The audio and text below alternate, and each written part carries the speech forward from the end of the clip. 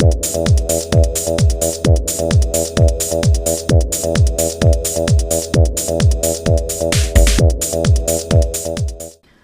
there folks, today I'd like to take a casual peek into the S.H.Figuarts Shinken Blue action figure set by Bandai. I'm not sure when this set was first released. I think it might have been 2010 or 11, but I do know that this set was a Tamashii web exclusive, so this set was a bit harder to find and a little bit more expensive compared to other S.H.Figuarts figure sets at retail. And I found this set off a website called Mandarake, and I ended up paying roughly, with the currency exchange rates, $70 for this set, which I believe is a pretty good deal because I could not find any Shinken Blue figure sets for less than $100 prior to getting this set here. Now, taking a look at the figure in the packaging here, you can see the Shinken hero here, as represented in the series Samurai Sentai Shinkenja, and there is a US adaptation or Western adaptation of the Samurai Sentai Shinkenja that's known as Power Rangers Samurai, and you can see it's similar in design there. And you can see here all of the neat items that come included with Shinken Blue. And here we have Shinken Blue in flat print here, compared to the Shinken Red, which was in raised lettering, I believe, and in foil. This is just rather flat and plain, which is interesting for a web exclusive. I would think you'd have much prettier packaging, but it's just plain compared to the Shinken Red set. And you have a picture of Shinken Blue there. And here you have Shinken Blue's name along the clear plastic packaging on the side. And forgive me if I butcher the pronunciation of this name. This is Shinken Blue's, I guess, actual name. And I'm going to butcher it, but let me try. Ryunosuke Ikanami on there. And over here we have the kanji characters for water, I believe. And the set name and the character name there. Here we have the back of the package, and we have the S.H.Figuarts logo at the top and their motto, simple style and heroic action. And this is about as much as I can read on the back of this packaging here. Everything else is pretty much in Japanese here. Well, we have Shinken Blue there, and then a description, I believe, of Shinken Blue. And probably a description of his water bow on there. And a description of his figure, maybe the articulation, I'm guessing, I don't know. And also the accessories. And then we have Shinken Blue here in various poses, again, firing his bow, wielding the Shinken Maro there. And another pose here. Pretty nice design on the back. Now we'll be right back and have Shinken Blue here out of the box. Okay, we're back and we have Shinken Blue here out of the package, and this is a very nice set. It comes with a lot of accessories, especially when it comes to the hands. And also the figure itself is actually nicely detailed, nicely painted, and well articulated. And before we get into the figure itself, let's go ahead and take a look at the items that come included with Shinken Blue. And we take a look at this here, and this is the, I guess, visual guide sheet of what comes included with Shinken Blue. And you can see here all the sets of hands, and it's a very large amount of them. And also how to sheath the Shinken Maru, and also a visual guide of all of the other accessories. So it's kind of neat. And I'm sorry I don't know what any of this says here because it's written in Japanese. So nothing on that side there. And just take a look at all of the hands here. It's just quite a few. There's a total of 13 hands in this set, which is quite a lot. And out of all of those 13 hands, only 3 pairs are matching, and the rest are actually unique sculpts. So, very, very interesting. The hands that are on the figure at the moment are a pair of gripping hands, as you can see here. The figure came attached with the closed fists, but for this particular pose, he required the gripping hands. So those are the gripping hands there. And taking a look at the hands that came attached to the figure, these are the pair of closed fists. And the final matching pair of hands are a pair of relaxed hands here, which are pretty cool. There. Now, taking a look at all of the unique hands, and we'll start with the left hand here. We have here a hand for the shotophone there, to hold the shotophone. We have a, I guess, joined, fingered, flat type of hand there. It's pretty cool. Then we have fingers spread apart hand there. And that's it for the left hand. Now taking a look at the right hand, we have an index finger separated from the rest. There, not sure if you can see that clearly or not. There we go, a little bit better. Then we have an index finger that's slightly curved, or actually all the fingers are all curved, but the index is slightly separated from the rest. Then you have 2 fingers here that are straightened out, and the thumb. And what looks like a relaxed hand, but the index and middle finger are separated on there. And I'm wondering if some of these right hands are for the water bow on there. Could be, possibly. Now, taking a look at the other items that come included with the figure, we have the shotophone here, which the Shinkenja used to write various kanji characters to provide special effects, I guess, and powers on there. So that's kind of cool. You can see the tip where the brush strokes would occur when you're using it. And we also have 2 pieces here of the origami. One, I guess, in the dormant state and one in the active state, you could say. And you can see here the kanji character for, I guess, water here. I'm not sure if I have it upside down or right side up on there. So it's kind of cool, and there's some sculpted detail on the back of that. And I guess when this is active, it's in the form of a dragon here. It's tiny sculpted figure, lots of detail for this such a small piece here.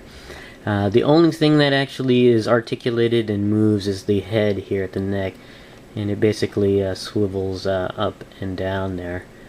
So, but still nice detailed, and you can see portions of the origami. Here, let me just do a comparison there. The 2, you can see portions of the origami when it's active on there, so that's pretty neat. You get the other side of that, so pretty cool. And we have here the water bow or water arrow. I'm not sure what he calls it on the show, but it's pretty cool. It's blue, of course, and you can see the kanji character there. And you can also see the Shiba clan logo there in gold, which is very, very cool. A nice detail on that. And there's the disc here that actually does spin. I don't know if it actually can come apart. I don't want to take it apart if it cannot, but it does spin, so that's kind of cool. And you can see some of the silver detail on here along the bow, which is very, very nice. And it does have a feature where you can pull back on the bow here.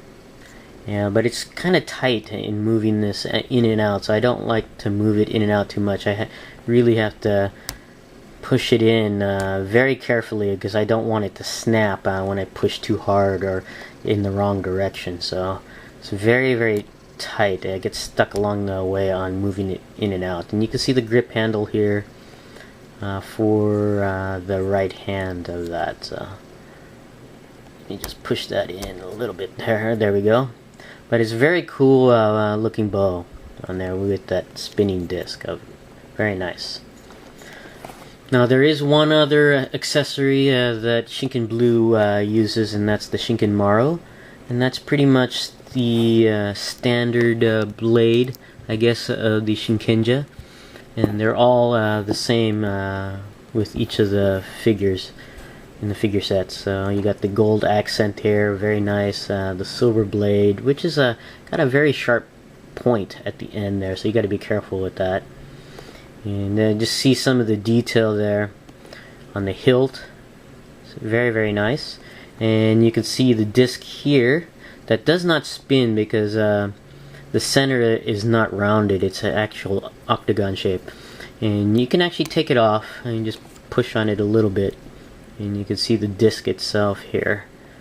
Very cool. And you can see that octagon shape in the center, so that's why it doesn't spin on there, but it does hold into place when you push it all the way up the hilt.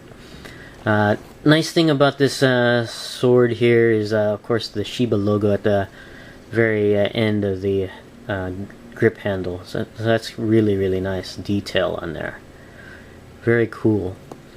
And the figure does wield it pretty good, pretty well on the gripping hands there. So that's the sword there.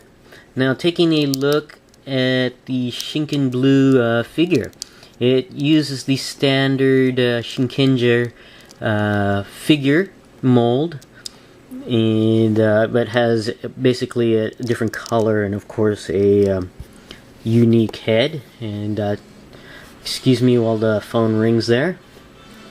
Taking a look at more details on the head, you can see the kanji character of water here sculpted into the front of the head, which is pretty interesting compared to the rest of the Shinkenja figures I have so far. It seems to be the most pronounced of... I only have 3 of the Shinkenja figures at this point, and you can see how pronounced it is coming out of the head there, which is interesting. It's not too bad on there. And it's very nice on the sculpt and paint. There really is no bleed. The only problem I have is a little bit of paint slop right here where the mouth would be, in between the 2 portions of the kanji character there. I'm not even sure if you can see it on the video, but it's very, very slight on there. And taking a look at more detail on the head, you can see the markings here. I'm not sure if that's a breathing air apparatus there or not, but it's kind of cool that they added that on there. And you can also see how the head is shaped more pointed compared to, like, say, Shinken Red there. So that's kind of cool on the more unique sculpt of the head.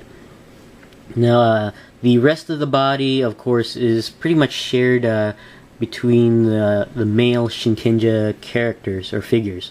And the sculpt and design is pretty much the same for male characters. But this one, of course, is clad in blue to represent Shinken Blue, of course. And you can see some of the painted detail on the uniform. And the uniform is supposed to, I guess, represent the spandex type of material that the Shinkenja wear on the show. And it does accurately represent that on there, at least sculpt-wise. On this, very nice. And you can see some detail here with the Shiba logo on the upper torso there. It's actually kind of neat. And one thing about the material used for the shoulder areas, they use a different kind of plastic, it seems, because it's I've noticed this is my second figure out of the package, and same thing with the Shinken Red. The color is slightly different from the rest of the plastic where the blue is represented. It's not as obvious on this figure as it is on Shinken Red, but you could still see it if you look really closer. It's a little bit darker on there, but On Shinken Blue, it's a little bit better compared to Shinken Red there. You can see some details on the gloves here. Plain white with a black band at the forearm on there. And we got the belt, of course, which is nice. Nice gold painted belt. And you can see the sheath here for the Shinken Maru here. And let me just get the Shinken Maru here. And I'm sure I'm gonna do this incorrectly, but there's a slot on the Shinken Maru here, you can see right there, and that just slides into place, or should slide it into place. Hopefully I won't have too many problems there. And you can see that's a nice secure fit on there, so that's kind of cool. And here I believe that's where the shotophone is stored, which is pretty cool. And you can see the Shiba logo on there on the flap covering, so that's the cool detail that goes into these figures, so that's pretty neat. And you have here the buckle for the belt. Now I'm not sure what that's supposed to represent, if that's supposed to be Mount Fuji with the sun in the background or not, but you can see some sculpted detail on there. It's actually kind of neat. Moving down to the leggings, it's pretty much plain smooth leggings there with a little bit of accent of color blue there. And that's supposed to, I guess, represent the leggings used on the show. And of course you have the boots with the black band accent, which is nice, and nice sculpting on the boots, the folds in the boots to represent texture quality, so that's pretty cool on there. Very not basic, yeah, it is pretty much a basic figure design on here, not too much, nothing too fancy on here, but that represents the characters on the show. For articulation, the head and neck are separate joints, so that's kind of interesting. You can see the base of the neck, you can rotate it around, probably move it around on there, so that's kind of neat.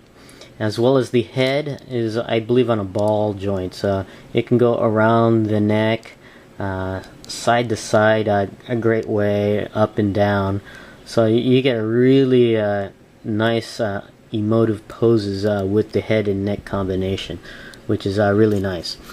The arms do go all the way around. The joints on this one are a little bit tighter than normal here, so I have to really work on the joints here. And the arms do go all the way out and in, and you have that separated shoulder joint that allows forward and backward movement on the shoulder there, so that's kind of neat. And I believe there's also a rotational along the shoulder joint as well, so you can get a variety of poses on there. The elbows are double jointed and allows a nice range of movement at the elbow. And the hands are joined at the wrist with a ball socketed joint with a hinge, so you can get the hands all the way around, and depending on where the hinge is posed, you can get it either side to side, or if you choose to move it around, in and out. It's kind of hard to figure out where the hinge joint is bent for you to move the hands in or out or side to side, so you really have to pay attention to that. The upper torso can go all the way around, a little tight on there, so as you can see, and I can go up and down just a little bit, and not really side to side, but the waist area allows the lower torso to move forward and back, as well as all the way around and side to side. So the combination of the upper and lower torso joint provides a great deal of posability, which is nice. Let me just get this Shinken Maru out of the way here to show you the articulation of the legs. Now the legs are joined at the hip with a combination swivel joint and a hinge joint there. You can pull down on the hinge joint at the hip. It looks awkward really only in this pose, and this joint is really for the bending of the leg up and down and side to side. So once you have the leg out to the side or out to the front, it's no longer an awkward type of pose. But that's why you're able to pull that leg downwards. It's really for the bend of the leg. So that's kind of interesting there.